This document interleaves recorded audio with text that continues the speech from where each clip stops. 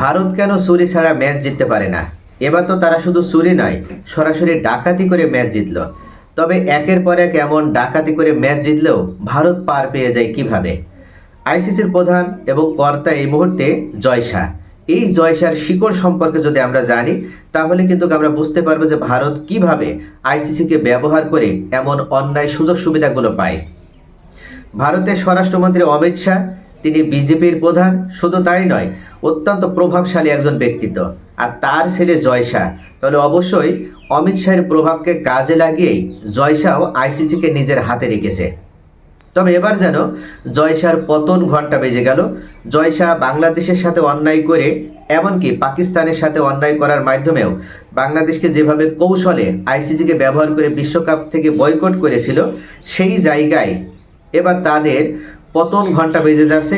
এবং এটার পরিপ্রেক্ষিতে আইসিসি জয় শাহকে বাদ না দিলেও এবার তারা ওয়েস্ট ইন্ডিজের সাথে যে অন্যায়টি করেছে এবং গুরুত্বপূর্ণ ম্যাচে এমন একটা চুরি বা ডাকাতি করার মাধ্যমে ওয়েস্ট ইন্ডিজকে পরাজিত করেছে, সেই কারণে এবার তাদেরকে কাঠগড়ায় দাঁড়াতে হচ্ছে।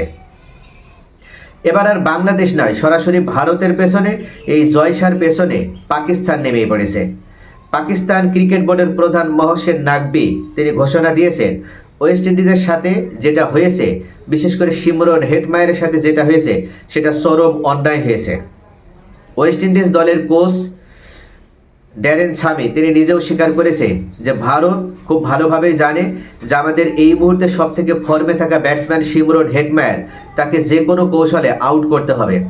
তারা এমন একটা সুযোগ পেল, একটা মিথ্যা আবেদন দাঁড় করানোর মাধ্যমে, যেখানে আম্পায়ার আউট দিল না, তারপরও তারা থার্ড আম্পায়ারে কল করার মাধ্যমে রিভিউ নিয়ে সেটাকে একটা অন্যায় দাবিকে তারা ন্যায্য দাবিতে পরিণত করে, একটা অন্যায় আউটকে তারা ন্যায্য আউটে পরিণত করে শিমরন হেটমায়ারকে বিদায় করে দিল। অথচ এই শিমরন হেটমায়ার 11 বলে 27 রান করে তখন পর্যন্ত কিন্তু অপরাজিত ছিল এবং ইতিমধ্যে তিনি 2টা 6-এর মারও মেরেছিল। তো সব মিলিয়ে ভারত খুব ভালোভাবে জানতো যে কোনো কৌশলে, তাদের আগে থেকে প্ল্যানটাও ছিল যে শিমরন হেটমায়ারকে আমাদের আগে থেকে আউট করতে হবে, নতুবা আমরা কোনোভাবে ওয়েস্ট ইন্ডিজের বিরুদ্ধে ম্যাচ জিততে পারবো না। এতটা অন্যায় করেও ভারত কিভাবে তারা পার পেয়ে যায়, বারবার পার পেয়েছে, ওই জয় শাহর কারণে তারা মূলত পার পেয়েছে। আর আম্পায়ারগুলো যেন আগে থেকেই কেনা থাকে জয় শাহর। যেদিন ভারতের ম্যাচ হবে সেদিন মূলত আগে থেকে এই আম্পায়ারগুলোকে প্রশিক্ষণ দেওয়া থাকে এবং তাদেরকে বাধ্য করা হয় ভারতের পক্ষে যেন তাদের রায়গুলো দেওয়া হয়। এক্ষেত্রে এমনও বলা হয়, যদি এমন হয় যে 50-50 চান্স আসে, তাহলে সেটা ভারতের পক্ষে দিতে হবে। যদি 40 আর 60 চান্স আসে, 40 যদি ভারতের হয়, তাহলে সেটা 60-এর উপরে নিয়ে যে ভারতের পক্ষে রায় দিতে হবে। অর্থাৎ সব মিলিয়ে এইভাবে মূলত আম্পায়ারগুলোকে সেট আপ করা থাকে আগে থেকেই। তবে এবার মহসিন নাকভি উল্লেখ করেছেন যে ওয়েস্ট ইন্ডিজের সাথে যে অন্যায়টি হয়েছে, ওয়েস্ট ইন্ডিজের কোচ ড্যারেন সামি অবাক হয়েছে, শিমরন হেটমায়ার অবাক হয়েছে যে এমন অন্যায় আউট কিভাবে দিতে পারে।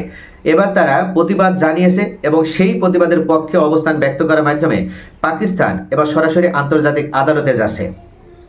ভারত কেন প্রত্যেকটা ম্যাচে এমন বাড়তি সুবিধা পাচ্ছে এবং একের পর এক অন্যায় করেও তারা কেন পার পেয়ে যাচ্ছে, আর জয় শাহ কেন আইসিসিকে ব্যবহার করে, এই আম্পায়ারিংকে ব্যবহার করে ভারতের পক্ষে সবসময় অন্যায় রায়গুলো নেয়, এটার একটা চূড়ান্ত সলিউশন দরকার, একটা চূড়ান্ত সমাধান দরকার।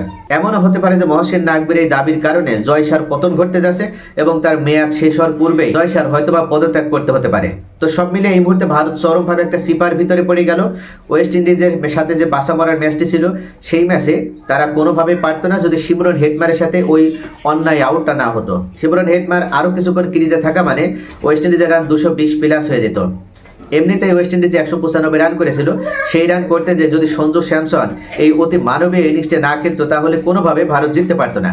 কিন্তু 220 প্লাস যদি স্কোর হতো, তাহলে ভারত কোনোভাবেই এই রান শেষ করে জিততে পারতো না। তো সব মিলে ভারত ভালোভাবে জানতো যে শিমরন হেটমায়ারকে আউট করতে হবে, আর যে জন্যই তারা এই আম্পায়ারদেরকে ব্যবহার করে এমন অন্যায় আউট করেছিল শিমরন হেটমায়ারকে। তো প্রিয় দর্শক, আপনাদের কি মনে হয় আসলে কি শিমরন হেটমায়ার আউট ছিল, নাকি তার সাথে অন্যায় করা হয়েছে? আপনাদের মূল্যবান মতামত কমেন্টে জানান।